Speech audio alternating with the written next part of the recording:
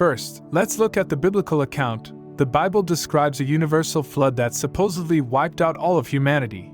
This event is said to have happened around the 21st or 22nd century BC, roughly 300 years before Abraham.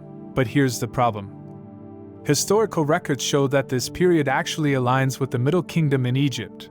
We know that civilizations like Egypt and Mesopotamia were thriving at that time. So, how could a global flood have wiped out all of humanity if major civilizations were already in place?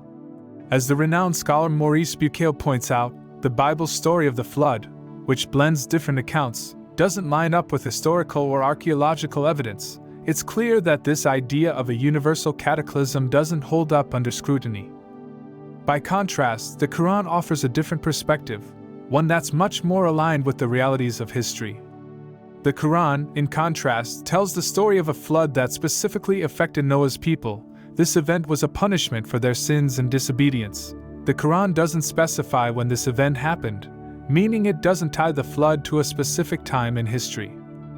Let's take a closer look at this Quranic verse. O Noah, come down from the ark with peace from us, and blessings on thee and on some of the peoples who will spring from those with thee. But there will be other peoples to whom we shall grant their pleasures for a time, but in the end will a grievous penalty reach them from us. Quran 11:48.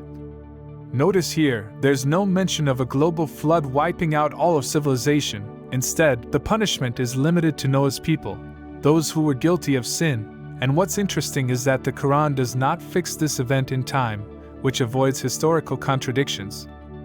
Why does this matter? Well, by not specifying a time, the Quranic account doesn't clash with known history. There's no evidence to suggest that a massive, global flood wiped out all human civilization at any point in recorded history. In fact, the Quran's version is more plausible, as it's not constrained by historical inaccuracies, unlike the biblical account. Finally, the Quran offers another layer of wisdom. In chapter 11, verse 49, it says, "Such are some of the stories of the unseen, which we have revealed unto thee. Before this, either thou nor thy people knew them, so persevere patiently, for the end is for those who are righteous." This shows us that the stories in the Quran are not just historical records.